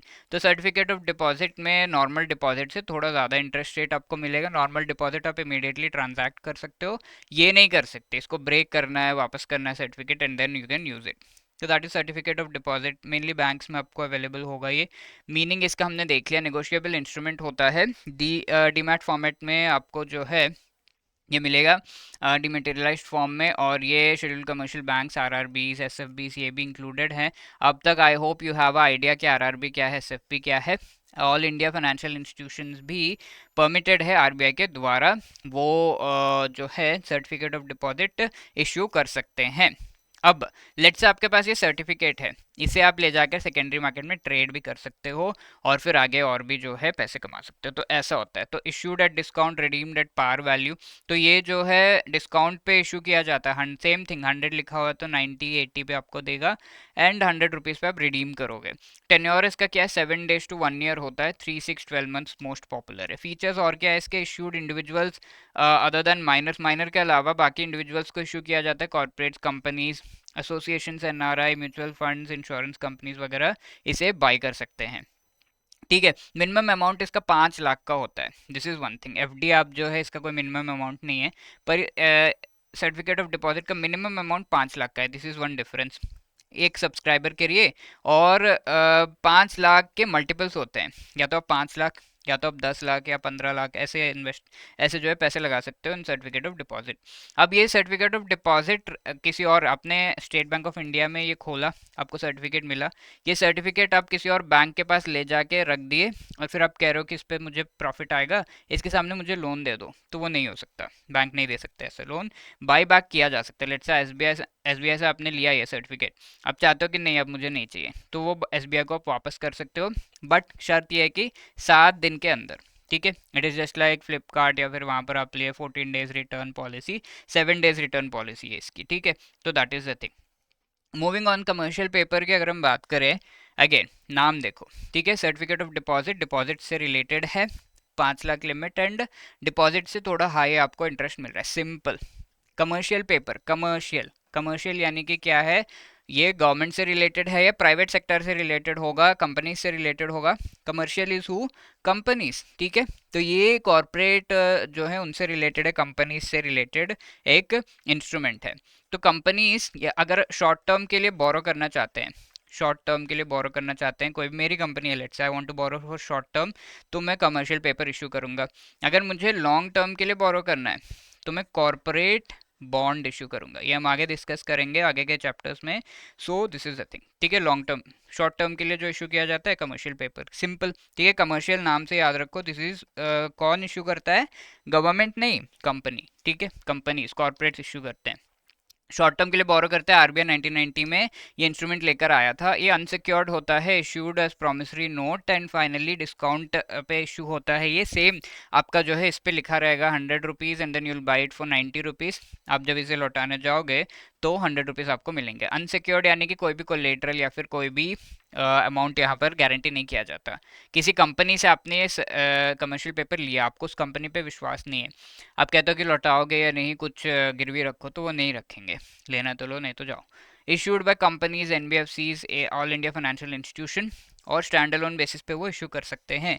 यानी कि अगर सर्टिफिकेट ऑफ डिपॉजिट या फिर अगर आपको ट्रेजरी बिल इशू होना है, तो इसका पूरा, जैसे नहीं बड़ा ऐलान होता है तो ऐलान होगा पहले से कि ट्रेजरी बिल इतने इश्यू होंगे, कौन कौन आना चाहता है आके खरीदो, ऐसे पूरा जो है तामझाम होगा। बट कमर्शियल पेपर, आप कंपनी वाले हो, आप कहाँ ऐलान करोगे?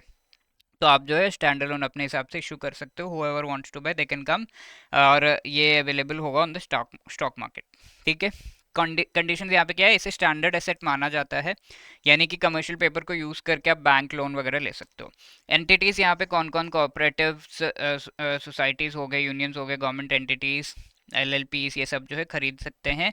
And any other body corporate अगर इंडिया में है, 100 करोड़ का अगर नेटवर्थ है उनका, they can also issue this. और आरबीआई फेमा के अंडर जो परमिटेड है, they can issue. Related parties को आप इशू नहीं कर सकते।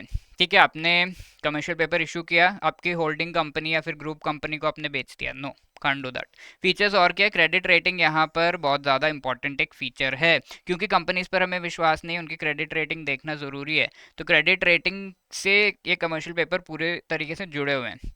फॉर एग्जाम्पल, किसी कंपनी का क्रेडिट रेटिंग 1 साल के लिए दिया हुआ है, तो 1 साल के अंदर अंदर ही आपको ये commercial paper, obviously short term है तो आपको इशू करना है, एंड देन 1 साल के अंदर अंदर वो प्रॉफिट्स वगैरह देके क्लोज एंड सेटल हो जाना चाहिए। तो सीआरएस जो है वो इशू करते हैं क्रेडिट रेटिंग, सेबी के द्वारा जो ओके किए गए हैं, सेबी के द्वारा जो है इस पर्पस के लिए उन्हें डेजिग्नेट किया गया है। और मिनिमम A3 रेटिंग होनी चाहिए। बहुत सारे रेटिंग्स होते हैं, उनमें से मिनिमम A3 रेटिंग है, then only you can issue commercial paper. Issue इसका क्या है, 1000 करोड़ से ज़्यादा अगर आप जो है इशू कर रहे हो, 1000 करोड़ से ज़्यादा आप उठाने का एक बार में कोशिश कर रहे हो कमर्शियल पेपर्स के थ्रू, तो 2 क्रेडिट रेटिंग एजेंसी से आपको क्रेडिट रेटिंग अपनी लेनी पड़ेगी। क्रेडिट रेटिंग क्या होता है, इस कंपनी का डिफॉल्ट रिस्क कितना है वो बताता है, यानी कि ये लोग लोन सही से पे कर रहे हैं या नहीं। जैसे हमारा क्रेडिट स्कोर होता है, वैसे कंपनीज का क्रेडिट रेटिंग होता है। ठीक है, आगे हम ये भी डिस्कस करेंगे। 2 से लेना पड़ेगा, और सेम होगा, जो भी लोअर अमाउंट है वो लिया जाएगा। ठीक है, एक क्रेडिट रेटिंग एजेंसी ने कहा कि 6 मंथ्स के लिए ले सकते हैं ये, एक ने कहा कि 8 मंथ्स के लिए आप जो है ये इंस्ट्रूमेंट्स इशू कर सकते हो, तो 6 मंथ्स के लिए ही आप इशू करोगे। That is the thing, lower जो है वो ले आ जाएगा। टर्म इसका 7 to 1 ईयर, और ये क्रेडिट रेटिंग की वैलिडिटी के बियॉन्ड नहीं हो सकता। लिमिट्स इसके क्रेडिट रेटिंग सेट करता है, ओवरऑल लिमिट 100% जो भी नेट ओन फंड है set by net own fund है उस कंपनी का, वो ओवरऑल लिमिट है। कौन होल्ड कर सकता है इसे, कौन इसे खरीद सकता है कमर्शियल पेपर को? इंडिविजुअल आप और मैं खरीद सकते हैं, बैंक कंपनीज खरीद सकते हैं, registered bodies, NRI, foreign institutional investors खरीद सकते हैं। और यहाँ पर रिटर्न पॉलिसी कितनी है, 30 डेज की है। ठीक है, 30 days return policy, buy back policy.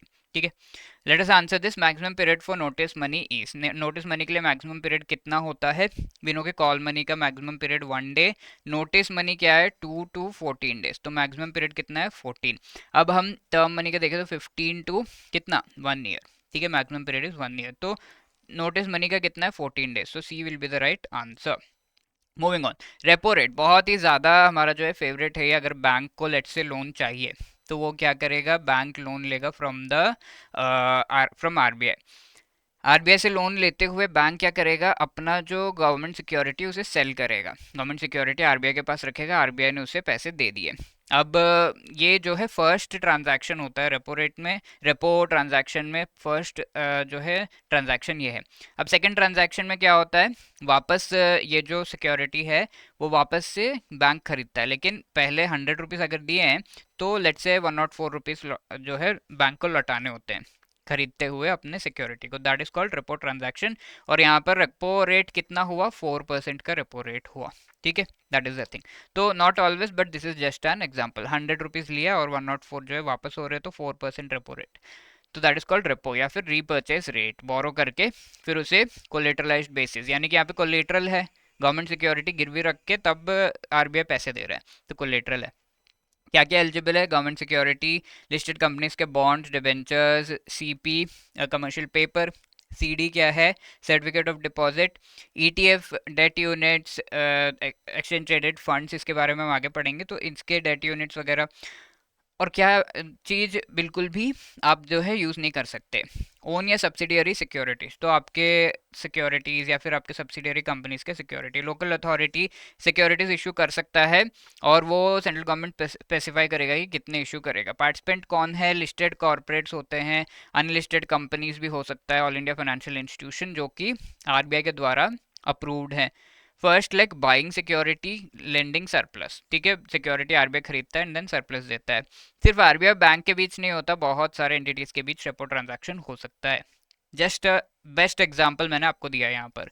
Selling the securities the second leg, और ये जो पैसे हैं रेपो के, वो सीआरआर एसएलआर को एडजस्ट करने के लिए होते हैं। बैंक क्यों लोन लेता है, रिजर्व्स में पैसे जो है उन्हें एडजस्ट करने के लिए, पैसे रखने के लिए। Next is try party repo. Repo हमें समझ में आ गया, कितने एंटिटीज यहाँ पर है, दो, तो टू पार्टी हो गया। नॉर्मली रेपो टू पार्टी होता है, बट अगर तीसरा बंदा यहाँ पर आ जाए तो that is called try party. Borrower lender तो है, बीच में एजेंट आ गया, this is called the try party repo agent, try party agent भी से कहा जाता है।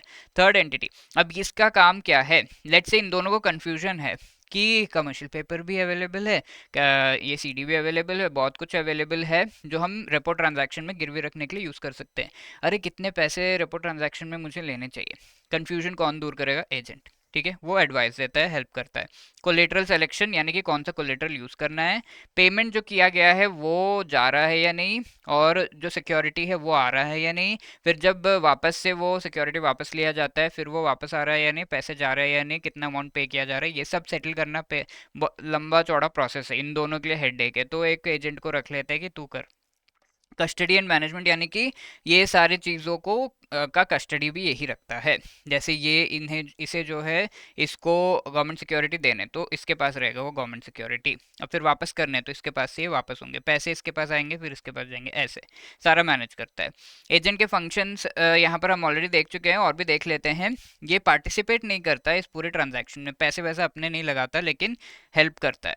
फॉल्स, जो भी अगर इस जो है वापस करने, पैसे वापस करने में कमी हो गई, कुछ हो गया, तो एजेंट रिस्पॉन्सिबल नहीं है, सामने वाली पार्टी को जाके पूछो। इस तरीके से कौन कौन जो है कर सकता है, सीसीआईएल जो हमारा clearing corporation of India limited है, and national stock exchange NSC, ठीक है। फीचर्स और क्या है यहाँ पर, इनका जो रिक्वायरमेंट है कि आरबीआई ऑथराइज करेगा ऐसे एजेंट्स को, ओनली टू को ऑथराइज किया है अभी, सीसीआईएल एंड एनएससी को, और ये schedule commercial banks, stock exchange, clearing corporations वगैरह हो सकते हैं जो कि पेमेंट एंड सेटलमेंट एक्ट के अंडर आते हैं, ये सबको आरबीआई ऑथराइज कर सकता है। इनका पेड अप कैपिटल कितना होना चाहिए, 25 करोड़ रुपए का पेड अप कैपिटल होना चाहिए। जी हाँ, काफ़ी सारे फैक्ट्स है, दैट इज वाई जो स्ट्रक्चर है पीपीटी का ऐसा, you have to revise this, ठीक है। एक्सपीरियंस 5 साल का फाइनेंशियल सेक्टर में, एंड पूरा इंफ्रास्ट्रक्चर सेटअप प्रोवाइड करना होगा ये पूरे ट्रांजैक्शन के लिए। Next is bill rediscounting scheme, तो यहाँ पर लेट्स से एक बायर है एक सेलर है, ठीक है, तो बायर ने क्या किया, सेलर से सामान ले लिया, पर ये कह रहा है कि अभी तो मैं पैसे वापस नहीं कर सकता, बाद में दूंगा। तो ऐसे सेलर में कहा ठीक है, कोई गिरवी रख दी, कुछ दे दिया, और फिर कह दिया कि ठीक है बाद में दे देना। अब सेलर के पास तो इसका बिल आ गया, तो ये इसका बिल जो है जनरेट किया गया, एक बिल इसने इसे दे दिया बायर को, एक बिल इसके पास है यादगार के लिए कि भाई मुझे ये पैसे लेने हैं। तो ये बिल एक्चुअली सेलर क्या कर सकता है, एक बैंक के पास जाके ये बिल दे के कह सकता है कि भाई इस पर मुझे 100 रुपीज़ का पेमेंट आने वाला है, आप मुझे यहाँ पर जो है 80 दे दो चलेगा, 20 रुपये आप रख लेना, ये लो बिल, और ये बायर का नाम ये है, इसके पास से ये पैसे 100 रुपीज़ वसूल लेना। तो बैंक कहेगा चलो ठीक है ले लो, ये लो 80 रुपीज़, तो सेलर का हेडेक खत्म हुआ, 20 रुपये लॉस हुए, लेकिन ठीक है इसे अभी अभी अभी के लिए पैसे चाहिए तो वो मिल गया। ये होता है डिस्काउंटिंग बैंक, यानी कि इसने पैसे तो दिए हैं, वो डिस्काउंट रेट पे दिए हैं, 100 रुपीज़ के सामने 80। अब ये बैंक क्या करेगा, ये कहेगा अरे बड़ा देर कर रहा है, ये तो बहुत समय बाद मिलेंगे पैसे, इसे भी अभी पैसे चाहिए, तो ये क्या करेगा, ये 100 रुपीज़ का बिल ले जाके और एक बैंक को देगा, और ये कहेगा कि चलो इस पे 70 रुपीज़ दे देना, ठीक है, 100 है 70 दे दो चलेगा, तुम यहाँ से जो है 100 रुपीज़ इससे वसूल कर लेना। तो इस बैंक ने इसको 70 दे दिया, इसका भी हेडेक खत्म, एंड आगे जो है इस ये बिल बायर से पैसे जो है कलेक्ट करने का सेकंड बैंक का रिस्पॉन्सिबिलिटी हो गया। सो अब क्या हुआ है, ये रीडिस्काउंट हुआ है, एक बार तो डिस्काउंट हो चुका है, फिर से रीडिस्काउंट हुआ है, दैट इज कॉल्ड रीडिस्काउंटिंग। तो ये पूरा जो है bill rediscounting scheme, I hope आपको समझ में आया। दो बार अगर हो जाता है दैट इज कॉल्ड रीडिस्काउंटिंग। तो bills discounted from the bank, ये किया जाता है बैंक्स, फाइनेंशियल इंस्टीट्यूशंस ये चीज करते हैं। तो ऐसे में होता ये है, जो भी डिस्काउंटिंग बैंक है ये इसके पास जो है बिल्स है, एक्चुअली बायर के जो बिल्स है ये इसके पास है। तो इसके सामने अगर इसको पैसे चाहिए तो ये क्या करेगा, एक और इंस्ट्रूमेंट इशू करेगा जिसका नाम है डेरिवेटिव यूजेंस प्रॉमिसरी नोट। एक और कागज लेकर आएगा, DUPN। तो ये कागज रीडिस्काउंटिंग बैंक को देता है, और ये कागज का जो भी वैल्यू होता है उतने पैसे इसको मिल जाते हैं। और ये कागज के सामने बहुत सारे बिल्स, ऐसे एक सेलर है, बहुत सारे सेलर्स के बिल्स हो सकते हैं, let's say 10 rupees 10 rupees 10 rupees. ये कागज 30 रुपीज़ का इशू एक साथ कर देगा कि भाई 30 देने, ये दो 10 10 है, वापस आने हैं मुझे पैसे। 30 के सामने थोड़ा कम 28 दे दो, ऐसे। ठीक है, तो ये DUPN जो है बहुत सारे बिल्स से बैक्ड होता है, और ये जो डिस्काउंटिंग बैंक है वो DUPN इशू करता है। तो सर्टिफिकेट इसके साथ साथ उसके पास होता है कि कौन कौन से DUPN में कौन कौन से बिल्स जो है अटैच्ड है। लेट्स से DUPN 1 है, इसमें बिल 1 2 3 इसके ये इसके जो वैल्यू है वो अटैच्ड है। DUPN 2 है तो इसमें क्या है, 4 और 5 बिल्स और बिल्स है इसके पास, तो उसका उससे वैल्यू ये डिराइव कर रहा है। तो ऐसे, तो इस तरीके से उसका पूरा जो है रिकॉर्ड इसके पास होगा। दैट एंड DUPN जो है किसके पास जाता है, रीडिस्काउंटिंग बैंक को दे देता है। और ये जो फीचर्स इसके 15 डेज या 90 डेज के बीच, 15 डेज से 90 डेज के बीच का इसका टेनोर हो सकता है। इसमें वैलिड डिस्काउंटेड बिल्स होते हैं। बैंक जो है डिस्काउंटेड बिल्स और रजिस्टर इंफॉर्मेशन सारा जो है इसके पास रखता है इन रजिस्टर। हम डिस्कस कर चुके हैं इसका मीनिंग क्या है। बिल्स जब मेच्योर हो जाते हैं, लेट्स से 1 2 3 जो DUPN 1 से लिंक्ड है, इसमें से 1 जो है मेच्योर हो गया, तो इसे और एक बिल से रिप्लेस कर देना है। दैट इसके साथ साथ एलिजिबल कौन से बिल्स है और उनके फीचर्स क्या है। बोनाफाइड ट्रांजैक्शन, यानी कि सही ट्रांजैक्शन का बिल होना चाहिए। ये ट्रांजैक्शन बायर सेलर के बीच हुआ था, अब ये डिस्काउंटिंग बैंक के पास ये वाला बिल है, और वो बायर सेलर के बीच में सही में वो ट्रांजैक्शन हुआ था क्या, that should be clear and confirmed, और उसके बाद ही जो है ये होगा, उसे बोनाफाइड ट्रांजैक्शन कहते हैं, राइट। ये कौन सा बिल एक्चुअली एलिजिबल नहीं है, house bill, bills of finance companies, ये एलिजिबल नहीं है। और ये अनइंकम्बर्ड नहीं होने चाहिए, इनसे जुड़ा हुआ कोई भी पेंडिंग ट्रांजैक्शन या पेमेंट वगैरह नहीं होने चाहिए। टेनोर इसका कितना, 90 डेज होना चाहिए। अब क्या है फीचर्स इसके, और क्या है, कैलकुलेट किया जाता है फ्रंट एंडेड बेसिस, यानी कि इसका जो भी डिस्काउंटिंग है वो इंटरेस्ट जो भी होता है, या फिर जो भी पैसे मिल रहे हैं डिस्काउंट के अलावा, यानी कि 100 रुपीज़ इसके सामने 90 दे रहा है, तो 100 रुपीज़ के ऊपर इसका जो कॉस्ट है वो कैलकुलेट होता है।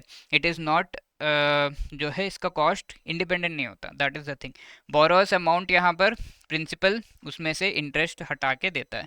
लेंडर प्रिंसिपल रिसीव करता है, यानी कि उस पर जो भी बिल पे 100 रुपीज़ लिखा है, तो 100 रुपीज़ जो भी लेंडर है उसे मिलेगा, और इसने डिस्काउंट करके 90 रुपीज़ जो है किसी और को दे दिए, तो 100 मिलेगा, तो 10 रुपीज़ फ़ायदा हो गया। आई hope that is clear. Yield यहाँ पर जो भी होती है डिस्काउंटिंग का जो अमाउंट है वो डिस्काउंट रेट से ज़्यादा होता है। फॉर एग्जांपल यहाँ पर क्या है, डिस्काउंटिंग बैंक को क्या मिला, इसने इसको क्या किया, 80 रुपीज़ में दे दिया। अब यहाँ पर इसको कितना मिल रहा है, 20 रुपीज़ मिल रहा है। अब इसके आगे अगर हम ले जा रहे हैं तो इसने कितना दिया, इसको 70 दिया, तो 20 रुपीज़ का इसको प्रॉफिट हो रहा था, बट इसको प्रॉफिट 30 रुपीज़ को हो रहा है। So that is the thing, right. ना moving on long term repo operation, तो रेपो ऑपरेशन हम देख चुके हैं। Repo operation let me tell you, वो सारे जो है 1 डे के लिए होते हैं, ओनली 1 डे के लिए होते हैं, जो भी ट्रांजैक्शन हमने रेपो में डिस्कस किया। Long term repo is 1 day से ज़्यादा, ठीक है। मोस्टली 1 ईयर टू 3 ईयर्स का इसका जो है टर्म होता है, याद रखिएगा कितना का, 1 year to 3 years, that is why long term repo, ठीक है। LTRO इसे कहते हैं, 2020 में लाया गया मेच्योरिटी ट्रांसफॉर्मेशन, जहाँ पर लॉन्ग टर्म के लिए जो है लोन्स वगैरह देना ये बैंक के द्वारा कराया जाता है। लिक्विडिटी रीजनेबल कॉस्ट पे प्रोवाइड हो रही है, टेनोर्स इसके 1 to 3 ईयर। 1 लाख करोड़ रुपए टोटल जो है LTRO ऑपरेशंस किए गए हैं।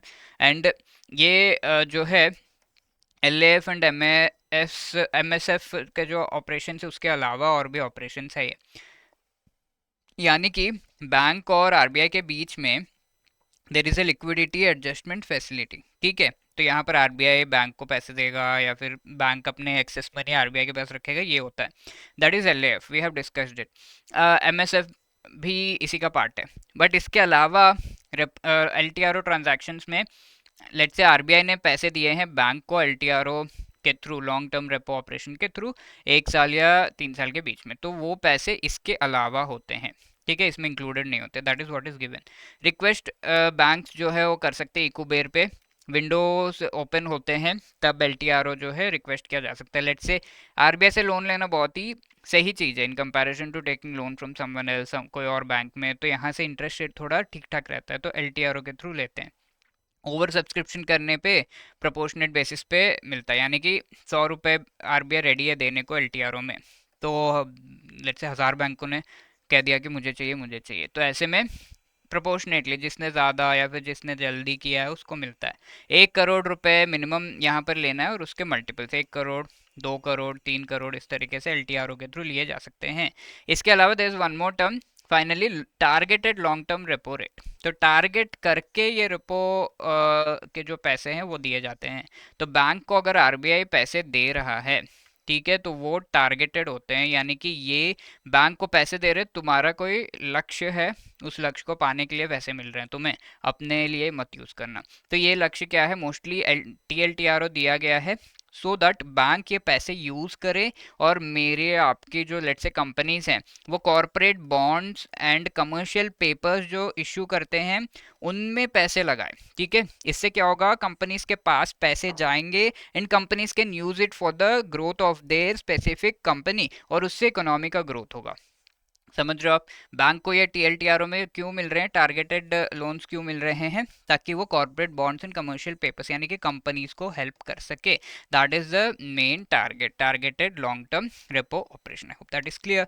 मीनिंग इसका हमने देख लिया, एम देख लिया, अब आगे क्या है, 2 बार हुए थे टीएलटीआरओ 1 एंड 2, 2 बार ही हुआ है आज तक, और आगे हो सकता है, बट यस यहाँ पर ये जो है सीआरआर वगैरह के रिक्वायरमेंट्स है, तो ये जो पैसे मिल रहे हैं उसके सामने भी, जो भी पैसे बैंक के पास आते हैं उसके सामने सीआरआर मेंटेन करना होता है, बट सीआरआर से एग्जेम्प्टेड है, यानी कि 100 रुपीज़ जो है वैसे है बैंक के पास, 100 रुपीज़ लोन मिला है, तो इस और भी पैसे बैंक के पास लेट से आए तो 200 पे थोड़ा परसेंटेज सीआरआर मेंटेन करना होता है। बट लेट से ये 100 रुपीज़ टीएलटीआरओ के थ्रू मिला है, तो उसको सिर्फ 100 रुपीज़ पे थोड़ा परसेंटेज सीआरआर मेंटेन करना होगा, ये 100 रुपीज़ सीआरआर से एग्जेम्प्टेड है, उसके सामने रिजर्व मेंटेन करने की जरूरत नहीं। टीएलटीआरओ 2 क्या हुआ, बैंक्स इन्वेस्ट कर सकते हैं debt instrument, NBFC and micro finance institution, specifically 2 आया, सेकेंड टाइम आया, तो एनबीएफसी एमएफआई के जो इंस्ट्रूमेंट्स उसमें इन्वेस्ट करना है, 50% प्राइमरी मार्केट में, 50% सेकेंडरी मार्केट में, ठीक है। I hope that is clear. Primary market जैसे कंपनी इशू कर रहा है वैसे ही 50% आपको खरीदना है। अब ये सेकेंडरी मार्केट, इसको कोई और जो है सेकेंडरी मार्केट में जाके बेच रहा है, तो यहाँ से भी आपको खरीदना है, तो primary as well as secondary market. TLTRO 1 1 lakh crore रुपए, 25,000 करोड़ के जो ट्रांजैक्शन है, 4 ट्रांजैक्शंस किए थे ये। टीएलटीआरओ 2 क्या है, 50,000 करोड़ रुपए के ट्रांजैक्शन किए गए थे। बैंक थोड़ा सा सिक्योरिटी टीएलटीआरओ के सामने उन्हें जो है मेंटेन करना होगा, थोड़े से पैसे तो मेंटेन करने होंगे बट सीआरआर जितना नहीं। Okay, so that was this 2 chapters. Now let us discuss this question. Which among the following is or are the prime objective of TLTRO? Providing liquidity to corporate bond market, supporting merchants, supporting MSME sector. तो very clearly हमने देखा liquidity to the corporate bond market, ये main aim है, ये चीज़ हम देख चुके हैं, ये दोनों एम नहीं है टीएलटीआरओ का, अभी अभी हम देख चुके, तो one only D will be the right answer here. तो that was the entire chapter. I hope मज़ा आया आपको। कोई भी आपके क्वेरीज है, डाउट्स है, you can let us no in the comment section, और तो इस वीडियो की डिस्क्रिप्शन है, वहाँ से आईआईएफएस का 400 क्वेश्चंस, मोस्ट इंपॉर्टेंट क्वेश्चंस की पीडीएफ डाउनलोड करना मत भूलना। तो जब भी हम कुछ पढ़ते हैं तो practice is very important, you can practice questions using the questions जो इसमें दिए हुए हैं, ठीक है। पीडीएफ हमने बनाई है, कलेक्शन बनाया है 400 मोस्ट इंपॉर्टेंट सॉल्व्ड आईआईएफएस के क्वेश्चंस का। You can solve those questions by downloading the PDF given in the description of this video. Now कुछ प्रैक्टिस क्वेश्चंस आपके सामने आएंगे जो एक्चुअली मई 2023 में आ चुके हैं। देर आर अराउंड 8 क्वेश्चन, सारे क्वेश्चंस आपके स्क्रीन पे आएंगे, you have to answer all of the 8 questions. आपकी डेडिकेशन आज मैं टेस्ट करूंगा। This is the most important chapter and the most important part, अगर आप IAFS का प्रिपरेशन कर रहे हो तो इन 8 क्वेश्चंस को अगर आपने अटेम्प्ट नहीं किया, that would be really really bad. तो you have to attempt these 8 questions. आपके स्क्रीन के सामने आएगा, पॉज करो एंड देन एक पेपर पे 1 to 8 लिख लो और फिर you have to comment the answers, ठीक है। I will check the answers and give you the reply. तो यहाँ पर क्या है, फर्स्ट क्वेश्चन आपके सामने है, just pause and try to answer this question. मई 2023 में दोस्तों ये पूछा गया था, ठीक है, 2023 मई का जो IAFS एग्जाम हुआ था वहां पे। This is the second question, please pause the video and try to answer this question. Third question आपके सामने है, पढ़िए, वीडियो पॉज करिए, पढ़िए and then try to answer. Fourth question आपके सामने, pause the video and try to answer this. Fifth question आपके सामने है, pause the video and try to answer this. Sixth question आपके सामने, few of them we have discussed already but no problem, आप answer कर सकते हो। Pause the video and try to answer this question. Seventh आपके सामने है, pause the video and try to answer this question. And finally, eighth question आपके सामने, pause the video and try to answer this. Okay. So I hope you have enjoyed the session. अगर आपकी कोई queries you can call us on 8146207241 या फिर you can drop a mail at hello@edutab.co.in, ठीक है। या फिर आप जो है कॉल या मेल पर अपनी क्वेरी पूछ सकते हो। If you have any feedback और आपको सेशंस अच्छे लगे, you can always let us know through the mail और you can drop a comment in this video, right. All the best, confidence ऐसे ही हाई रखना। Thank you.